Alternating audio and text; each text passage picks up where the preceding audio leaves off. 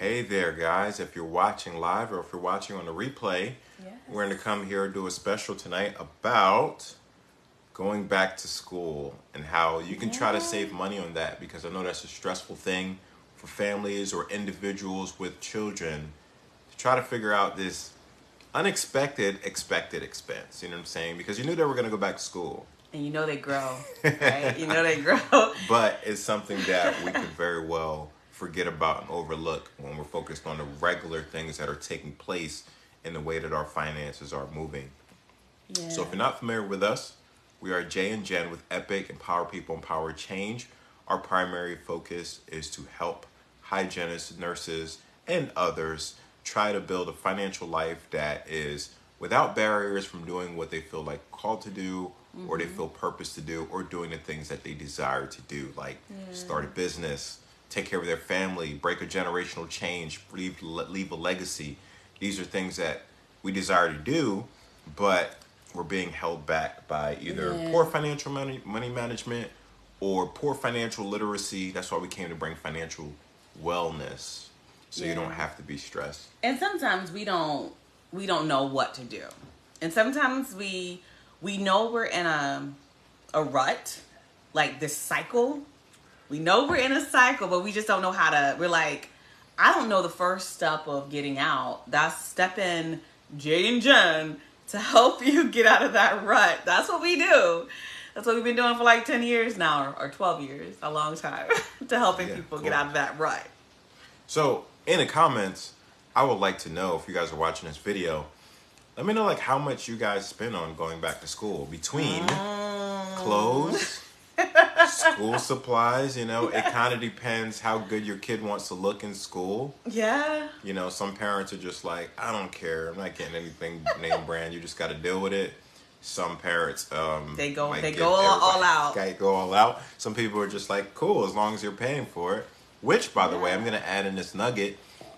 If your kids are helping pay for the back to school, example, if you have like certain things, hey, I'm going to pay for your needs, but you're going to have to get this extra stuff that you want, that's going to help teach them money management. Yeah. And one of the things that we try to help people with when you're teaching your kids money management is just take them with you through the journey. Yeah. And that's just an easy way to do it. Like, okay, I will buy you these clothes, but if you want like all these greater clothes and like you want to step up this thing, or you want this extra $40 pair of sneakers, extra $40 for it, then you're going to have to earn your money. You're going to have to pay. You're going to have to work this off somehow. That is such a great idea, because you're teaching and a lot of times we come up with ideas as parents, we don't understand like the amount of character is producing in our children.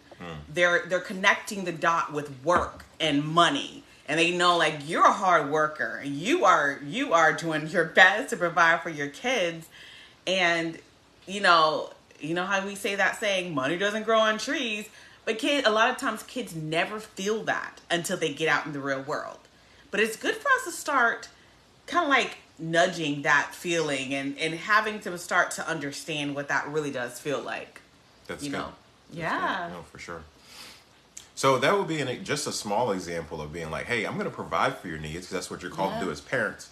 But all this extra stuff you want. So I feel like it's a win-win. It's a win for them because they learn like when it's their own money, they make decisions different. They evaluate it differently because they know it's not this infinite stream of money and income and expenses, right? Yeah. They learn that money is finite and you have to make choices and decisions better. And that's a very good exercise for your kids, but it also helps you because you don't stress out about the budget, because you fulfilled your role as a parent, you've met their needs, and you don't have to worry about the extra stuff. And I do want to add, like, you know, depending upon your finances, I don't know, we don't know what's going on in your bank account. Like, if you have the money, then you could have your children work around the house. Maybe they need to wash cars, and then that's like, you set a budget. Hey, I'm giving you this amount for your clothing. And then, all right, if you want this extra amount of money, you need to do all these certain chores or extra things on top of family chores to make some extra money to go towards their clothes. So if you have the extra money, I get it. But if you're like, you really don't have it, you guys, your kids can be creative. Like, they could sell stuff. You know, they could bake cookies. They could Oh my goodness, they can make jewelry. They can do a lot of things. If your son or your daughter are good at basketball or soccer or sports, they could, hey, maybe they can start advertising and, hey, I'll take train like somebody's little child on, and that brings in tutoring. If they're That's in high awesome. school, Yeah. they can like tutor someone's little child. Like, hey, little kids are like, they're trying to learn their 1, 2, 3s and ABCs and learning how to read. Maybe get your high schooler to ask somebody at church, ask somebody in the community that needs help with reading. There's a lot of single moms out there, or single dads, or even married couples that just need that extra support. And they're more willing to pay a high schooler like $20 a week, to help their child out. That's tremendous. That's money that can go towards their clothing. And maybe they'll be like, oh, never mind, I don't want it to go to clothing. Maybe they want to save it instead. But they're learning work ethic. So that's really good. Right, right. The other thing you can do is that's tremendous ideas, by the way. Yeah. If you wanted a quick way to try to help, your kids to earn their own money without it really like affecting you too much, right? If you wanted a quick way to do it, is one way you can go across your budget, right? Look at things like, do you pay for car washes? Or do you pay to get your laundry done or your house cleaned? If you pay for those things, you kind of swap those things out. Okay, if my kid does this, I can give them that money. They could buy their own like extra back to school supply stuff, right? The stuff that they, like I said, more in a want category than a need category, and that would help them get what they want to get. And if they don't do that, then it shows that maybe they don't want it all that bad. Or maybe they still have to understand good work ethic to earn those things. But that's just a quick way to swap out. Okay, if my child cooks or whatever, I'm paying for my time to be freed up so I can do something else, right? And that's value. And you could pay them for that service, and that would allow them to get those. But Jay, what about the parents who are concerned about, I don't want to ruin my child's summer. I don't want them to work because I didn't have to do that.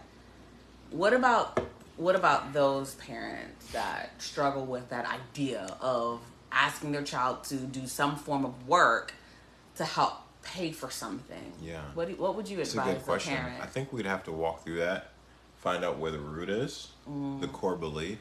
Like, what is the real issue there for you, right? Is it because you work through childhood and you feel like you don't want your children to experience the same thing?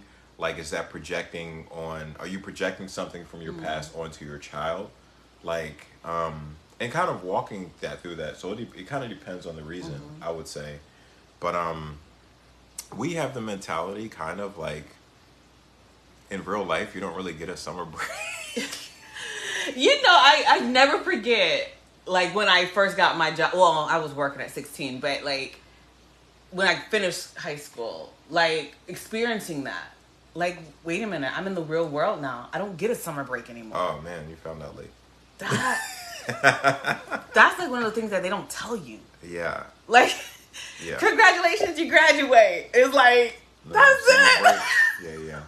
But I kind of have the mentality of that, and when it comes to a child working, okay, what does that look I like? know. What does that look like? And I always want our kids to be not just consumers. Yes. I want them to be producers. They right? gotta produce something. Because if you really break it down, right, the whole educational system is really meant so that, okay, go to school, why? So I can get a job. So you get a job, why? So I can make money. So you can make money, why? So I can pay for my debts and pay for stuff. And pay for things, right? Yeah. But working, like even during the summer, or being a producer, learning to be a producer helps you to do that early, because you can work for somebody, but also if you already have a producer mentality, you can make your own products.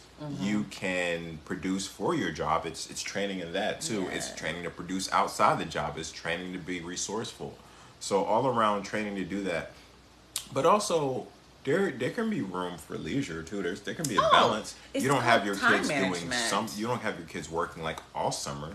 So also when you say about the summer question, I feel like, okay, you can do both, right? You can you do just both. have to balance it out.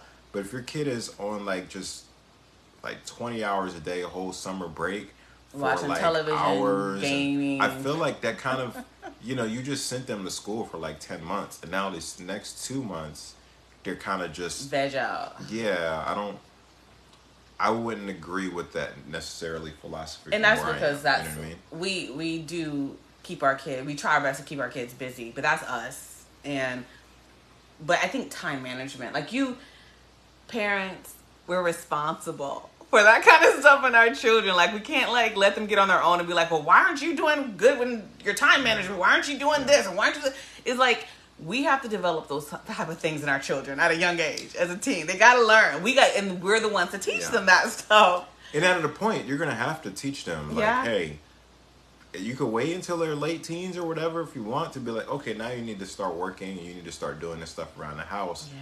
But I just think that preparing them earlier for that is, I mean, we've never had teenagers before until now, but we started early with teaching them certain things, and we just hope that we just believe it's going to be fruitful. Yeah. Starting early. What would you say? To what? What question? Same question you asked me. Oh, about a parent who's concerned about the child working. I think of this. I think you got to think about how you grew up. Yes, and what if you didn't have to work? Or maybe you did have to work, whatever. Just think about how you grew up, and do you want your children to do the same thing? Like, the result of would you want your children to go through the same things that you did? And if you don't, then you got to do something different in their lives. That's how I think. So if a parent came out wonderfully, just amazing with finances, do that. Do the same thing that you did to be amazing with finances. That's good. But if you struggled, if you weren't money savvy, didn't have financial literacy, then like you're thinking you have to change something. And if that means starting your children early and learning how to make money to help out for their clothing, which is a touch of what they're going to have to do in the future, because they're going to buy their clothes in the future, right? Sure. So it's like, let them feel that. Let them feel it as a teen. Yeah. That's all they're doing is feeling, because if you're paying for a lot of it, they're just feeling it. And you're still like providing their needs. It's just this extra stuff that they want. It's just like the extra. So they do have that choice in the element, right? Some things they do because maybe it's just part of the household, but it's extra stuff that they want, this stuff that they really want. That's teaching them something. Yeah. But the other thing I want to add to what you were saying is that repeat what you were saying before. Sorry. About the parents, like, you got to do something different. Right. Yeah. So if you grew up, like, let's say you grew up working and you just through your childhood or whatever, and you said, okay, I didn't enjoy it as a kid, I want to give my kid a more enjoyable experience, that's understandable. The question I would ask you, though, is when you were working as a child, like, where did that money go? Because if you were just working and you didn't see nothing to show for it, maybe as a child you weren't investing, most likely. Here's an opportunity for you to change your generation. Okay? Here's an opportunity, because it's not just, okay, I don't want my child to work. Maybe, like, if you really think about, they can start investing now and be a millionaire at a younger age, right? And we just have to be proactive about it. But they have the opportunity to start putting that, because education is important. You want your kid to be educated so they can make a lot of money and take care of themselves, primarily, essentially, right? Yeah, right? That's the reason that they're going to school. You go to school, right? So if that's the mentality, then why not keep that mentality throughout? And why not say, like, okay, you can work, and this is how you can be a blessing to your future, and you can learn about finances now. I just feel like if you take away the whole working thing altogether, it just pulls out so many lessons that the child can be learning. Yes, and that's those skills that I feel like that's what we miss as adults teaching our children. Like, when you tell your child to go wash the car, and it might be a little hot outside, it's not just washing the car. It's perseverance. It's teaching them how to self-manage, drink water while you're washing the car. It's teaching them patience, and it's teaching them like a whole bunch of character building when you're teaching them things. So when you're having your child put in money, work by working to help out with your school clothes, as well as, hey, you want these fancy Jordans or whatever. I don't know what they're wearing now, Yeezys, whatever. It's like you're teaching them some skills like, hey, yeah, those things are expensive. You're going to have to work some extra hours in your job when you get on your own to buy these expensive clothing. Like, again, it's like sometimes kids never feel anything until they move out of their parents' home and they're not out of college and they're on their own and they're like, whoa, this stuff is expensive. Whoa, I didn't know it was going to cost all this, because they have no idea of real world budgeting. Yeah. So it's like, let them in early. Let them feel it early. Again, not to put weights on them, but just feel it. Just feel it. You know? Yeah. But that's some good stuff, you know? And so that's like the first thing that we're talking about with school clothing. Having your children help out a little bit. That's, hey. I feel like we came in this wanting to talk about back to school, but then we went in a whole different direction with educating your children on finances. I know. And it's really important, though. It's really important. So I'm glad we did that. Yeah. Because I think that's what needed to be said. Because that's really an important thing. Because as you grow your family and as you learn finances, you're going to have to teach that to your children as well. Yeah. And just walking them through these things and walking yourself through these things, because it causes yourself to question, like, what do I really want for my kids? Yeah. Why do I want this? What am I trying to do? You know, and you may not get it perfect. But your kid is probably, sometimes children might be eager to do it. Sometimes you might feel resistant for them to work. But again, these are the life lessons that they need to learn. It's like now, or you're building up a child, it's easier to build them up to this kind of mentality versus having to kind of get the residual of them never understanding work equals money, because it does. Work equals money. Yeah. Did you want to talk about the tax? Yeah, another thing that and I printed this out to help some of you. Like, I know New Jersey in here, New Jersey, some states I know have lived there for Floridian. Over 20 years. I stole him. But I know New Jersey has tax-free all the time for clothing. Like, some things they have up there. But if you're not in New Jersey and you're from one of the states that I'm going to mention, kudos to you. But then some states may have tax-free for clothing all the time. I'm going to give you a life hack, too, for the school shopping. Okay. So just remember, back to school. Everybody usually knows about back to school tax holiday savings, all right? For 2024, though, I want you to be mindful. 2024, you have Alabama, Arkansas, Connecticut, Florida, Iowa, Maryland, Massachusetts, maybe I called yours out, Mississippi, Missouri, New Mexico, Ohio, Oklahoma, South Carolina, Tennessee, Texas, and West Virginia. They all have special back-to-school sales tax holidays. I will, in the comment section after this video is done, I'll drop the tax-free dates that they will have their holidays on, as well as I will see if I can drop the percentage that you save. Because anytime we don't have to pay taxes, it's a blessing. That's even smarter. I'll drop the website. Save some work. But here's a pro tip, a life hack while we're talking about school clothes. Yeah. Okay? First of all, I'm just going to give you this nugget now before we even talk about other ways to save money on clothing. Yeah. If your kids are homeschooled, it saves you a lot of money on school clothes. And that's fair enough. We are, kids are homeschooled, but we still trying to help y'all out. But I remember when my parents had to shop for school clothes. No, I'm just throwing it out there. It's another way to save money on back to school. That is true. Or virtual, you know what I mean? But then you get lazy. Like, I barely buy clothes for my kids.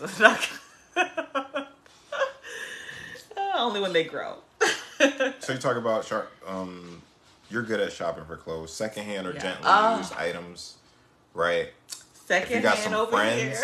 If you got some friends who has a child that's a couple years older than your child, pay attention to that. I know, right? Look at their clothes, because their clothes could be your kids' clothes. Yeah, I'm all down for secondhand. I'm like, my kids are actively growing. I feel like we just bought some shoes and things for our children, and they grew out of it. So I feel bad. I don't know how. You know what? I'm not. I think every parent has every choice to make. I respect it, but like I don't know what it feels like to spend like $200 on a pair of shoes and then your child grows out of it like in a month. Like I'm curious. Like what do you do when that happens? Do you sell the shoes immediately? Do you give them away? Drop it down in the comments because. Like, what do you do? I'm curious because I've never done that before. Like, I really do. We get just like basic stuff. Yeah. And it's good. And I'm just so cautious because I'm just like I know they're gonna grow, and I'm like, ugh. Yeah. But I know that some people spend a lot of money on shoes like that. If you want to experiment too, you go to the mall, right? Spend a little bit of time there. Go in and out of the stores. Check out the clothes. Okay. You're gonna be tempted, but don't get anything. Then go to like Ross or like a Dress for Less place or like Bells and look at the clothes. See if it's similar because you can find some good stuff at like Burlington Coat Factory, Burlington, Ross, Dress Marshalls. for Less, Ross. Yeah, all of that good stuff. Good quality clothes and brand names. I'm surprised, I think, to see certain things there. And outlets. And outlets guys, don't sleep. Because here's the thing. It's always opportunity cost, right? The more money you spend on clothes, that's less money you could spend on other things. Or saving. Right? You could saving. How about not spending as much on their school clothes and putting that into their college fund or putting that into their money for the future or putting that into some kind of investment instead of putting $500 budget for clothes shopping. What if you did $250 for clothes, $250 for your future or just something or their future car or just something that would benefit or even an experience that you've been thinking about. So it's just other ways to that's the point of saving, right? You don't just save money just to save money. You want to save money so you could do something else with your money that's worthwhile. Yeah, for sure. So we talked about a little about clothes. We talked about prioritizing needs versus wants, how to get them involved in that. Like I said, involved in that, because when you get your child involved in the financial decisions, it'll help teach them as you're going. And we also talked about, we didn't really talk about creating a budget, sticking to it. Just touch on that briefly. Yeah. You create a budget, stick to it. That's what I'm going to say. Discipline. That's what I'm going to say on that. All right. We talked about secondhand planning meals to avoid overspending on school lunches. Can I go back to that planning a budget? I think too, the creating the budget, I think it's important to, I think we kind of mentioned this, pulling your child into that, letting them see how much they have to spend for school clothing. And helping them process, okay, I can get this, but I can't get this. Or that's awesome. I love that idea.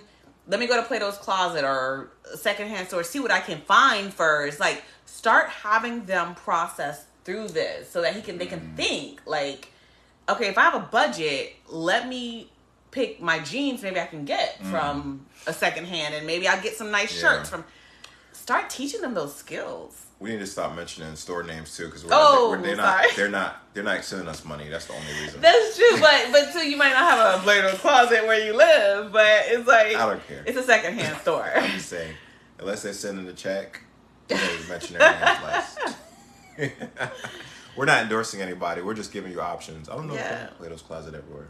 But hopefully that makes sense. Drop in the comments. Yes, that makes sense. If that makes sense, like. It is a great skill to teach your child to start thinking like, I'm not going to spend this much money on a pair of shoes. I'd rather go there. Different. They start thinking different. They can have the shoes. Like, okay, you've given them a $200 budget. Let's say they want the shoes for $150. That only gives them $50 to do other stuff with it, and they may not look so good. So they'll probably find a way. Maybe they'll even get them used, or they'll get it like, they'll figure it out. They'll get it used from the person who their kids grew out of it quick in like 2 months or something. But I mean, and realistically, we know $500 is probably not ideal for school clothing. Probably more like $1,000 for. How many kids? One child. 1,000 for one child. I'm thinking name brands here. I'm thinking name brands. I'm thinking of people who really do go all out, because I know majority of people go all out. And the way to budget, you don't have to get all your school clothes at one time. Yeah, that's true. You could get some this month, like put some money aside next month, get some more, put some money aside next month. You don't have to feel like, oh man, I forgot about I school gotta clothes. get everything for the whole year. I better win a lottery by Sunday, or else you don't have to do that. You could just get a little bit money. You can get a little bit of clothes here, a little bit of clothes there, and you'll be good. Yeah. Don't stress yourself out because there's so much pressure. I remember that even as a kid, I didn't like back to school. It was just too. Oh man, I gotta make sure everything's right. I gotta make sure I dress right and everything's new. And I remember that. Getting all my school supplies together. I wasn't. Anyway, that's another story. That's another story. Traumatic experience there. It's another story. But I hated it shopping. I was. I'm not gonna go into that story. I was in ROTC, which saved me probably a little bit of outfits because once a week we had to wear high school. I think once a week we wore our ROTC. But you know, too, a lot of people wear uniforms. Like, God bless you. Oh, that's another way if to you save have money. uniforms Kinda. at your school. Yeah. Some private schools, not even Christian, but private schools, they have a uniform. So that's nice. Well, uniforms cost money. They do too. Yeah. All right. Anything else we're talking Nope. about? I think that's it for the back to school. I hope that was helpful. Like, It was helpful. I mean, we focus a lot on, you know, your children, teaching them skills, because we're just big on that, because, you know, as financial coaches, we're doing a lot of repairing with adults. That's good. And we had to be repaired as adults because we didn't have financial literacy growing up. So now as adults, and been coaching for 12 years now, is like we see. So we're trying to help you prepare your children for the future. So getting them thinking early is so important. Super important. Cool. Yeah. I think you wrapped it up nicely. Thank All you right, so much. you guys. God bless you guys. Thank you for watching. God bless you. Drop a comment if you want us to respond to something. Happy shopping. And God bless you guys. God bless you.